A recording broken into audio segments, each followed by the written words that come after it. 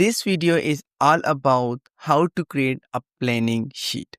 For example, I have the daily task where I have the date, name of person, team, and the process. You may have different column, but the goal is to visualize the data set. For example, in this case, my goal is I have the team, name, and I want to analyze the data on weekly basis for a specific selected month. Now, for example, if I change the month, I can easily see this is the team, this is the person, and these are the tasks on weekly basis. The next thing is I will show you how to apply conditional formatting. For example, you can see some of the blocks are green, which mean they have only one task. Some of them are yellow, which mean they have two tasks. And if more than two tasks, we need to highlight either red color. Of course, I will show you the logic behind the conditional formatting, and whatever criteria you want to build, you can easily create those rules. How easily we can create this whole sheet, I will show you each and everything in this video. Consider I have this data set. The first thing I will click anywhere on my table, and we need to load this data into Power Query Editor. On a data tab, simply click from table/range. The next thing I will click on my date column and simply convert into a proper date. The next thing I will click add column. Simply click on the date. We need to extract the first day of the week. Again, I will click on my date column and simply extract the name of a day.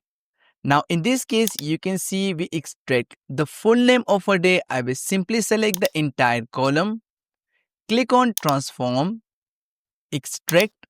We only want to extract the first character. How many character? In this case, I want to extract the 3 character and simply hit OK. The next thing, I need to merge the day name and the product process column. So on weekly basis, I can easily know which day a certain process is. So I will select the day column first, hold Control key and simply select the product process column. Now right click and here you can see merge column. For the new column name, I will simply define, let's say process. And for the separator, we need to type colon. Simply select the colon and hit OK. The next thing, I will click File, Close and Load to. Simply select only Create Connection and also tick Add this data into a data model and simply hit OK. Now on the Data tab, you can see a data model. Simply click Manage Data Model. Now here we need to define a very simple measure. I will click on the bottom area. Now click on formula bar and simply write, let's say combined text. This is the name of my measure. Simply type colon equal sign and this is how we assign a DAX measure. The first thing we need to type concatenatics function. Double click. Now for the table parameter, we need to extract the unique name of entire process day column. I will simply type values function, open parenthesis, and here you can see table 1 process. Simply double click this. Now close parenthesis. Now the values function actually extract the unique name of a column. Now simply hit comma. For the expression, we need to define the product process column again. So simply type process. And here you can see table 1 process. Double click, hit comma. For the delimiter, we actually want a line break. So simply type quotation mark. Now there is no unique connector function available in Excel DAX. So you can simply type Alt Enter, quotation mark again, close parenthesis. And now our measure is ready. If I simply click on the tick mark, you can see our measure has been calculated. The next thing, I will simply click pivot table. We need to create a pivot table from our DAX data model. I want to create my pivot table on a new worksheet and simply hit OK. Before creating a pivot table field, I will click on pivot table analyze and we need to click pivot table options. And here you can see auto fit column width on update. I will simply uncheck this field and simply hit OK. Now I will click on field list. Expand the pivot table which has a data model connection. Simply move the team on a rows field and again click on person and simply move on a rows field. Simply move the start of week on a columns field, but they will automatically group my dates. I will simply remove the year grouping.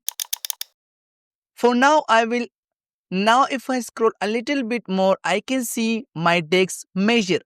I will simply move on a values field. Now before doing some formatting, I will insert a few rows on a very top since we are going to insert a timeline slicer. Click on my pivot table analyze. We need to insert a timeline slicer based on the date field and simply hit OK. I will do a little bit adjustment.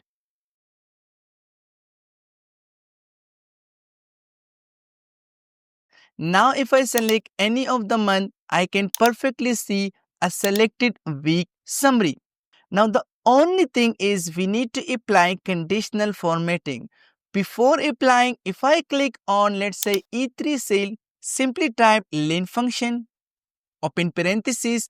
Now the first cell in my pivot table is actually C10 cell.